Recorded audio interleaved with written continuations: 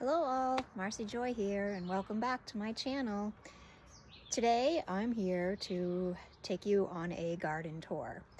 And the reason why I want to do a garden tour with you is because it's so important for you to do that on a daily basis, or at least every other day.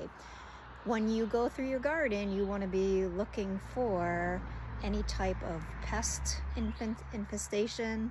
You want to look at the leaves of your growing crops, making sure that you don't have any powdery mildew, any fungus, any type of wilt in your leaves, any yellowing. You want to look for that.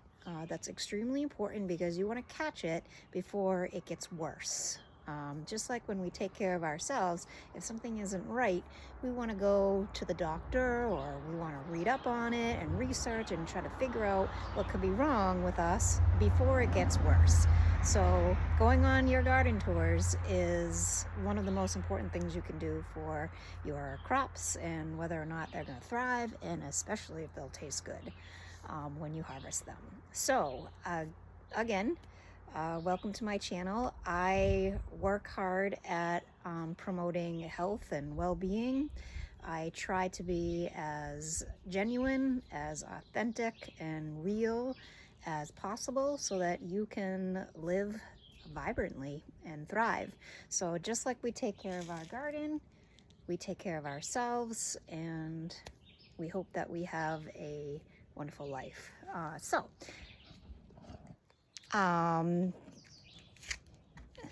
This is my second video, and one of the things I want to work on is not saying and I just caught myself. So again, I'm trying to be as real and authentic as possible with you, and as I bring you on this tour, please share with me your experiences. What has gone very well for you, what hasn't gone very well for you, because we're all in this together. We all want to work on our gardens together and have those vegetables thrive as much as possible. So here we are. This is my strawberry bed. We do have some strawberries already starting, as you can see. I'm so excited for these to be red and be able to pick them. They're gonna be delicious. This is my cucumber bed. I just have a few cucumbers in here. These are straight 8 cucumbers, and I have a little baby here starting. I actually planted this one with these, so I'm not sure if this one's gonna make it. He's struggling. We'll see how he does. I also have, as you can see, I have flowers and herbs surrounding the garden. That is to bring in the pollinators, especially the flowers. I have a couple of hummingbird feeders as well.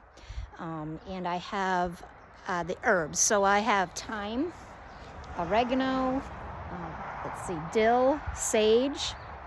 I have lots of catnip. The catnip is my son's favorite. He's the one that actually started that because he has some kitties as pets, and he wanted to learn how to make catnip for them, so he started growing it on his own and dried it out and gave the catnip to his little kitties, and they loved it, and he was thrilled. So this bed right here is one of my favorite beds right now. This one didn't do that good last year, and it's doing amazing this year. I have learned some tips to help out with my beds. I added some worm castings, a bunch of mulch this year, and some plant tone to help with them so that they can thrive and they can taste good, especially. So I have some corn in here.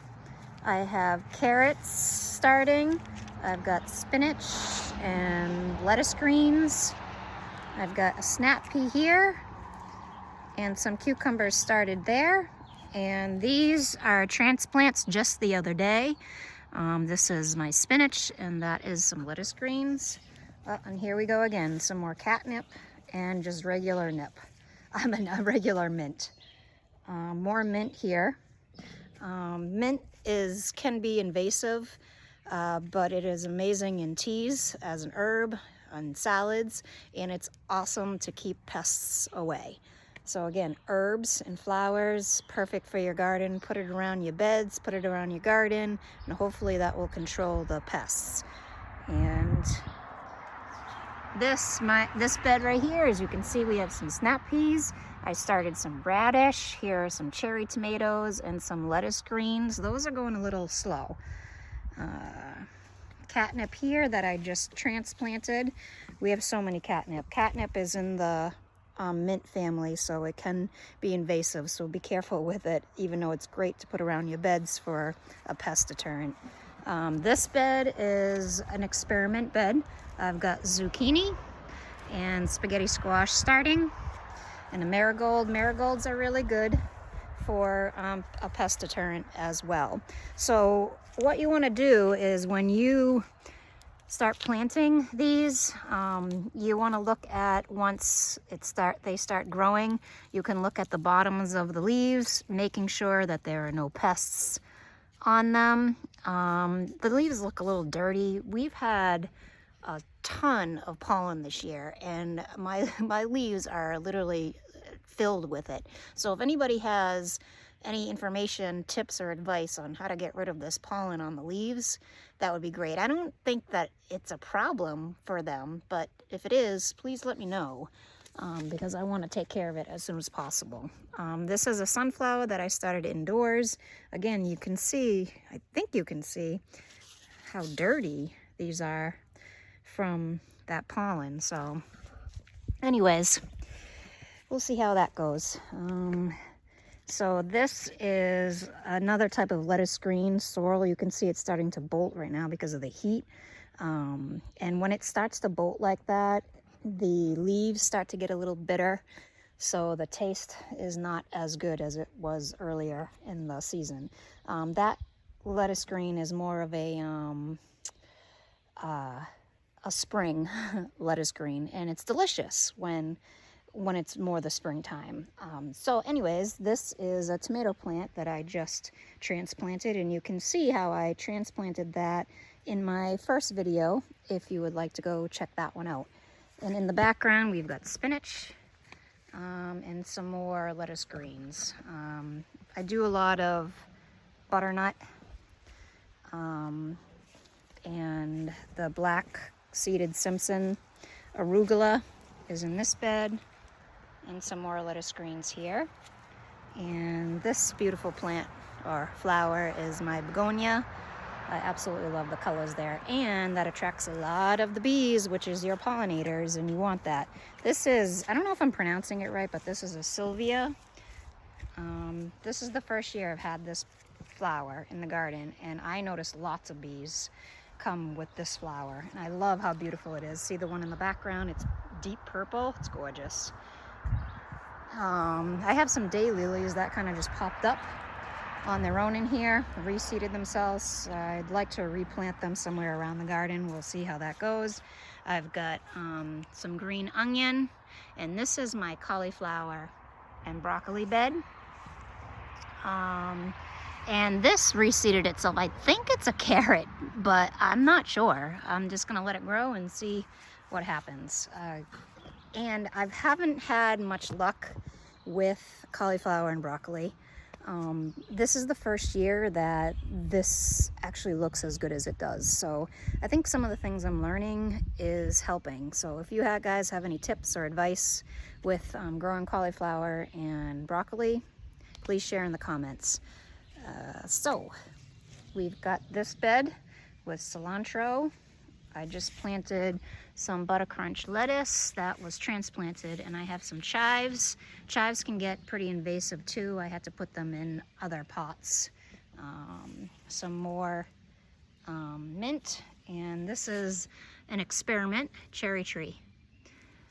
2 seeds in there. We'll see how that goes. And I have some chamomile and some lavender. Look at that, more mint. What a shocker. And this bed is a little bit, it looks like it's out of control, but I love the way it looks. This is the bed that my son started with his catnip, and as you can see, the catnip easily reseeds itself, and it's growing like crazy. We've got some red clover in there, and I know red clover is good as like an herb in your teas. And it got anise. This right here is anise. And of course some more catnip. So let's come over here, and you can see there's another anise here that has reseeded itself. I have another one to the left that reseeded itself as well. And they say the nasturtium, forgive me if I'm not saying that correctly, this will flower. It kind of grows tall, and it's a great pest deterrent. I did have a few around the garden last year, and they actually look beautiful too. They bring the honeybees too. And this is my lettuce bed, lettuce greens. I've got some arugula, buttercrunch, black-seeded Simpson. And again, if you look really closely, the leaves look dirty. It's just from the pollen, I think. I don't like the way that looks, but I've got some arugula in the back there. I did have a lettuce one here, but that one didn't make it. But everything else looks pretty good. So again, you just want to check under your leaves, make sure you don't have any pests, it's not any yellowing or powdery mildew. That's the stuff that you want to catch as soon as possible, and then figure out what it might be and feed your soil appropriately. There's lots of ways. I mean, they have so much on YouTube that you can look up and see what gardeners do for that. Again, this is my 4th year gardening, so I'm learning as I go. And again, any other tips, advice, especially with pests, and diseases that get into your roots and onto your leaves, please share in the comments. I love to hear about it and what you do about it. Naturally, I am a natural organic gardener. I don't like chemicals, which is why I like to grow my own food. This bed right here is an experiment bed. This is butternut squash, and my lovely boyfriend made this trellis, although I think we're gonna have to make it a little bit higher. I do want to grow it vertically and not on the ground, and they say if you grow squash on the ground, it's good, but it gets, I guess, more pests like squash bugs, and that's what I just don't want to happen. But again, you look at these leaves, they look awesome, but they're just dirty from that pollen. And again, you want to look under the leaves and make sure you don't have any pests. I know that there have been other gardeners that said that they will lay eggs on the leaves. You want to look for that type of stuff and make sure that's not there. And they say if you see one, you just scrape it off. But again, the way that you control those pests and any type of disease is you want to check your garden. You want to go on the garden tours every day if you can, or at least every other day, because you never know, and you want to control it before it gets really, really bad. Because then you just lose the crop. And when you lose the crop, it's devastating because you work so hard to grow it. These are my transplants. These are the ones I started indoors. Lots of tomato plants here, and tomato is more of a warm weather crop, so those are gonna be put in the garden once the lettuce kind of dies away, because lettuce is more cool weather crop. And I have little lettuce starting in this flower bed actually. And I've got some flowers started here. As you can see, I just started them late last week. And see, we've got arugula I put in the plants, in the pots. Those were started indoors. And I have a bunch of sunflowers started because I want to surround my beds with sunflowers this year, because I know those are amazing pest deterrents and pollinators. And I have some marigolds started there. This one looks like crap. I don't know if I'm going to keep that. That's a tomato. And then my sunflowers that I started, those are ones I started indoors. So, and then I have a pot here that I started lettuce greens, because I know once the weather starts to get really hot, your lettuce greens don't like that. You can put tomato plants kind of near them to shade them a little bit, which I've done in the past. Kind of has helped, but I want to put the lettuce greens in a pot this year and put it right on my porch, and then I can just move it when I want to move it and take it out of the sun when it needs to be out of the sun. because they just won't. I want to produce them throughout the summer because I love lettuce greens and anything. So I'm going to see how that works. How am I doing with the ums, by the way? I don't know. I'll watch the video later and count them. I'm trying to not say that as much. So that is your garden tour. Try to do it on a daily basis or every other day at least. Love your garden, love yourself, live vibrantly, grow your own food, and most importantly, be real. Thank you for watching, and I hope that you have a gorgeous day.